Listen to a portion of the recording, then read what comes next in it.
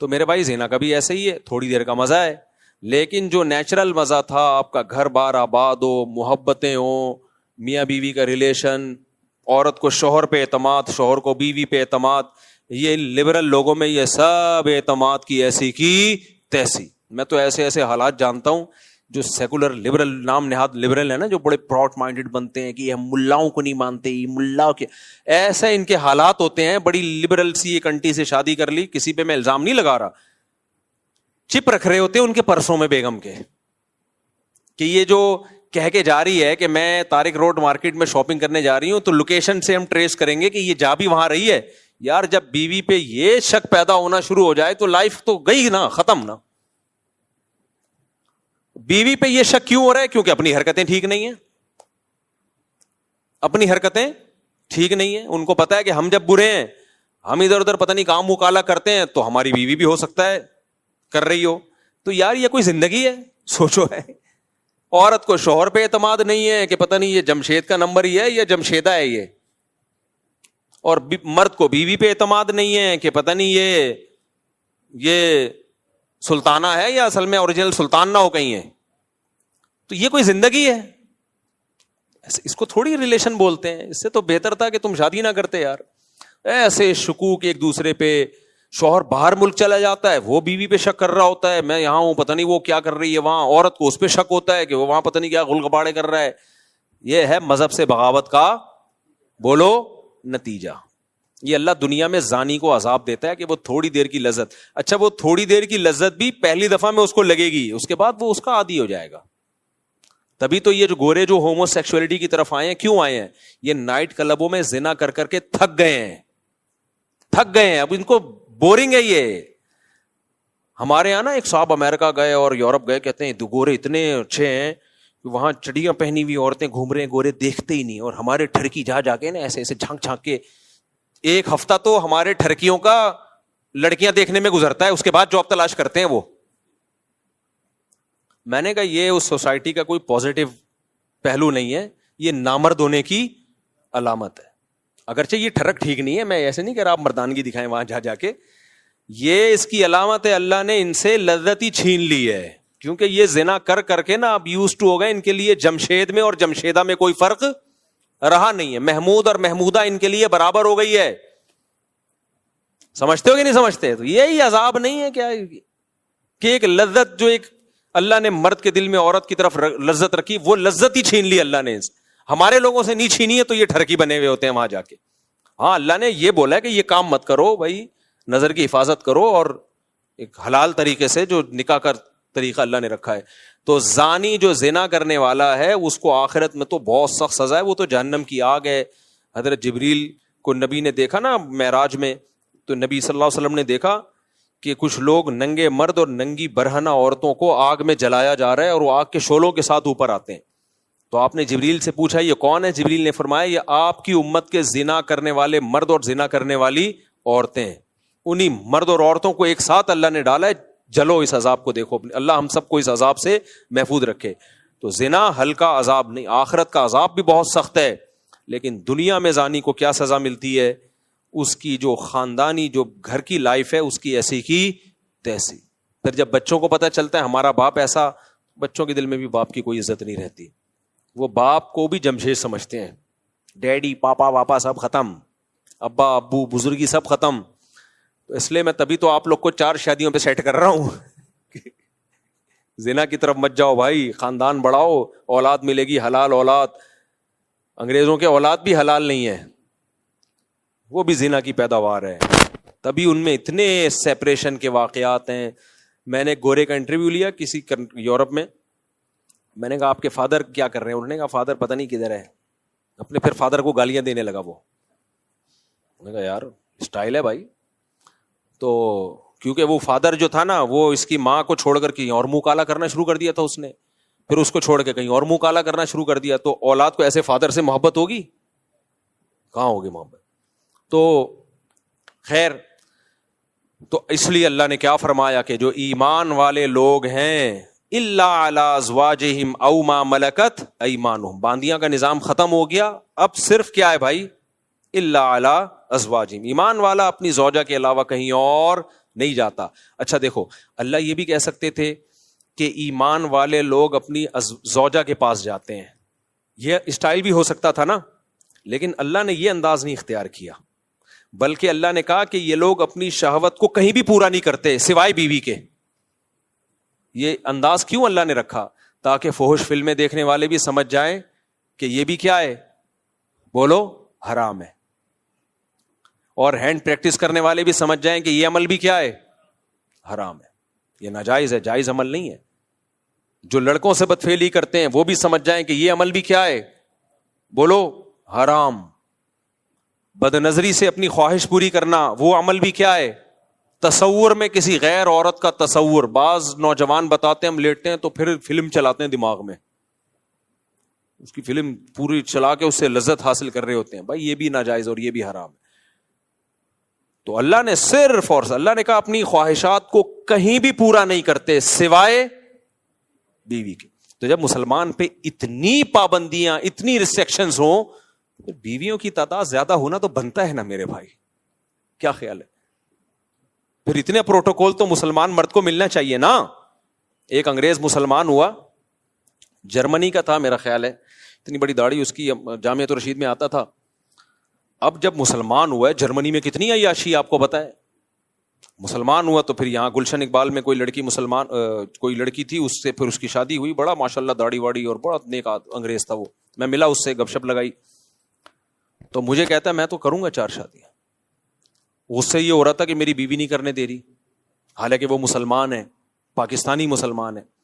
پھر وہ یہی کہنے لگا, یار ہم نے جب اتنی عیاشی چھوڑ دی اسلام کے لیے, ہم نے اتنی بڑی قربان, اور صحت بھی ایسی اس گورے کی. آپ جرمن تو ویسے ہی دیکھا ہوگا نا آپ نے, کیسے ہائٹ ہوتی ہے ان کی, اتنے چماٹ مارے تو بندہ گر جائے. تو ایک دم غصہ ہو گیا میرے سامنے بیٹھے بیٹھے. نہیں, میں نے کہا بھائی میں نے تھوڑی روکا ہے تجھے, اس کی بیوی اس کو روک رہی تھی تو اس پہ غصہ ہو رہا تھا. وہ ہم یہ ایسے کر رہا تھا انگلش میں نا, انگلش بھی جانتا تھا, وہ جرمن تھا یا پتہ نہیں فرانس کا تھا, بھی مجھے پورا یاد نہیں ہے, واقعہ بھی 15-20 سال پرانا ہے. تو پھر بھائی وہ تو پھر مسلمان کا اتنا تو بنتا ہے نا. اچھا یہ یورپ میں جو یا انگریز عورتیں جو ہے نا, وہ یہ بات آسانی سے ایکسپٹ کر لیتی ہیں کہ مرد 2 شادیاں کرے, کیونکہ ان کو پتا ہوتا ہے کہ مرد کی دوستیاں بہت عورتوں سے ہوتی ہیں. جو سیکولر لبرل لوگ ہیں, نام نہاد لبرلز کی بات کر رہا ہوں میں, یہ کرتے کیا ہے, ان کی دکھانے کو ایک بیوی ہوتی ہے, لیکن ان کی عورتوں کو بھی پتا ہوتا ہے کہ ان کے تعلقات بہت ہیں. دفتر میں ان کی جو سیکرٹری ہے وہ الگ ہے, وہ ایک الگ عذاب بنی ہوئی ہے بیوی کے لیے, وہ بھی چھانٹ چھانٹ کے رکھتا ہے, اس کی کوالیفیکیشن سے زیادہ اس کی شکل دیکھی جا رہی ہے. اور پھر باہر جا کے کیا کچھ کر رہا ہے, یورپ جا رہا ہے, فلاں ملک جا رہا ہے, پتہ نہیں کیا کر رہا ہے. تو یہ جو انگریز عورتیں ہوتی ہیں یہ زیادہ آسانی سے ایکسپٹ کر لیتی ہیں, جب یہ اسلام قبول کرتی ہیں نا, یہ ایکسپٹ کر لیتی ہیں کہ ہمارے شوہر کی دوسری بیوی ہو, کیونکہ انہوں نے وہ تباہی والا دور دیکھا ہوتا ہے, وہ دور انہوں نے دیکھا ہوتا ہے. تو ہماری عورتوں کو نے کیونکہ دیکھا نہیں ہے نا, وہ ان کو اس لیے اسلام کی قدر نہیں ہے. تو اللہ نے کیا فرمایا بھائی, اللہ نے فرمایا الا علی ازواجہم, مسلمان مرد کے پاس اپنی زوجہ کے علاوہ کوئی آپشن نہیں ہے. اچھا یہاں پہ ڈاکٹر لوگ ٹانگ اڑاتے ہیں. ڈاکٹر کہتے ہیں یہ ایکچولی یہ جو ہینڈ پریکٹس وغیرہ ہے اس سے ایکچولی صحت کو نقصان نہیں ہوتا, اور یہ تو وغیرہ وغیرہ جو ڈاکٹر فضول باتیں کر رہے ہوتے ہیں.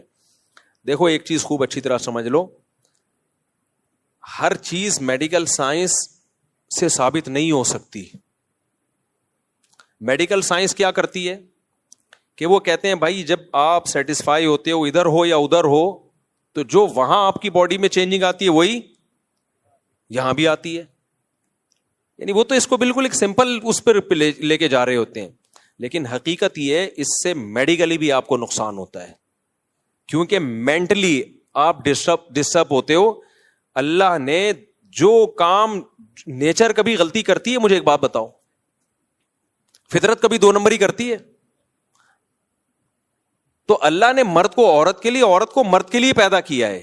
اگر یہ خواہش آپ کی ہاتھ کے ذریعے یا کسی اور طریقے سے پوری ہوگی تو یہ ہو نہیں سکتا کہ آپ ذہنی طور پر آپ ڈسٹرب نہ ہو, یہ ہو نہیں سکتا, یہ ناممکن ہے. اللہ نے ہمارے لیے دودھ کو پیدا کیا ہے یا چرس کو پیدا کیا ہے؟ دودھ کو پیدا کیا.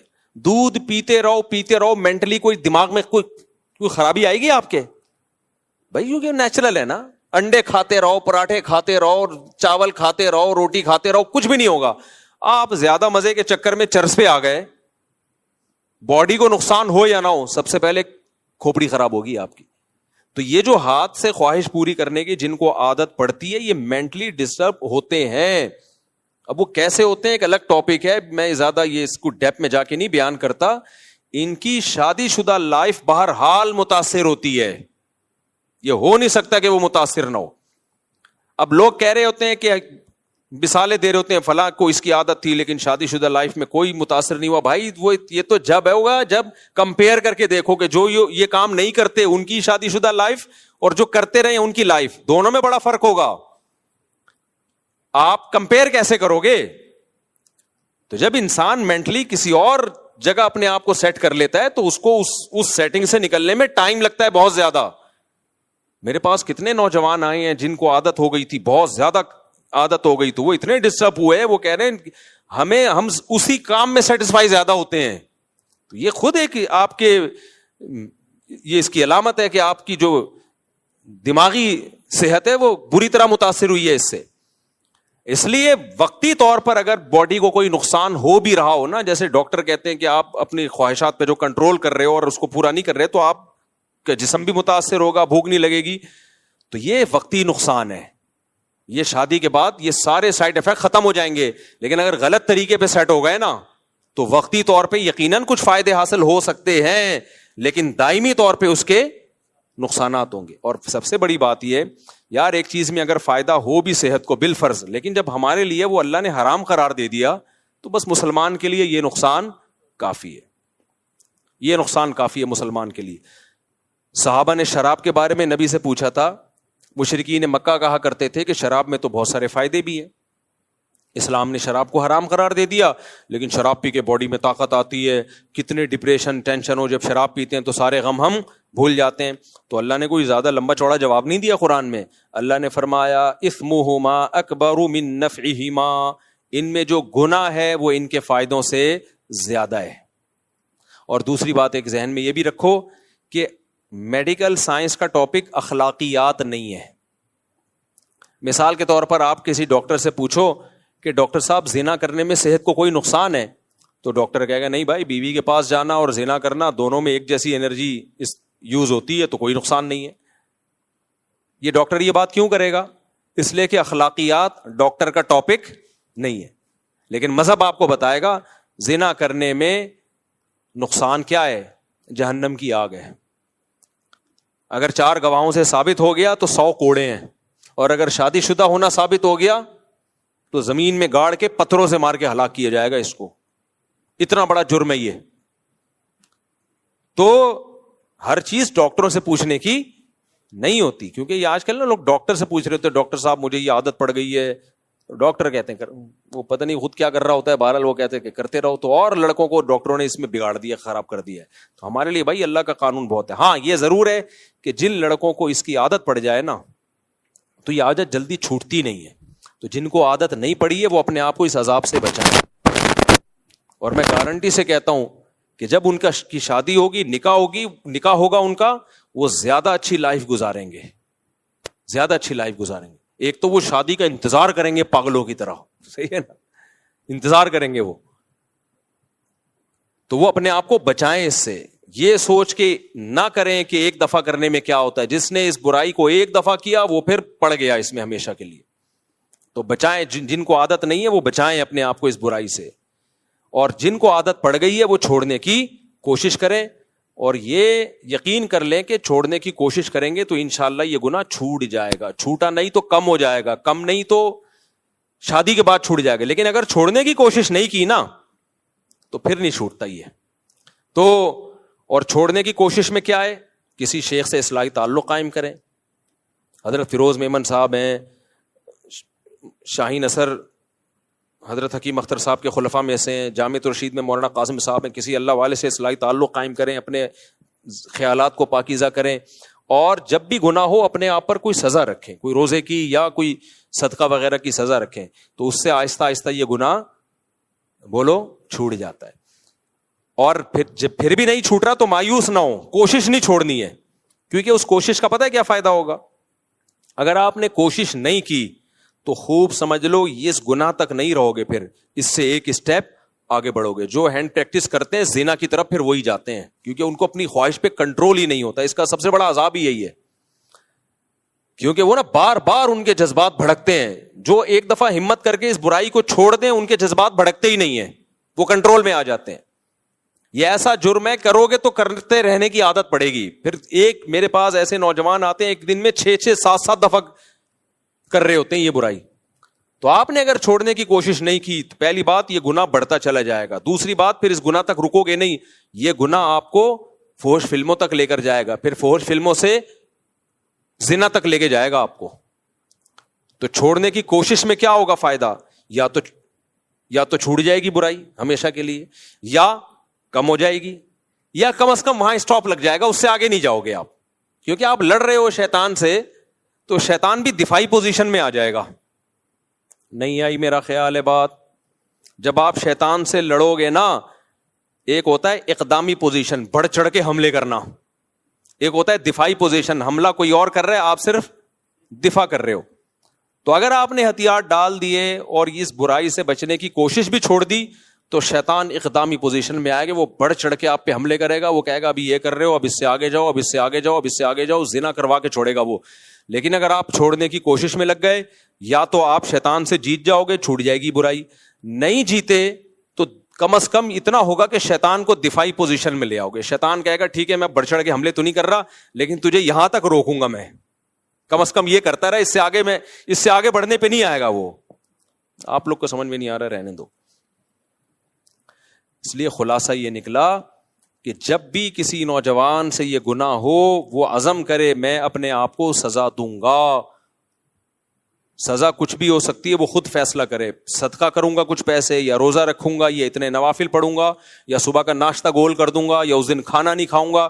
کچھ نہ کچھ سزا دے. شروع میں ہلکی سزا دے, بہت زیادہ سزا نہ دے.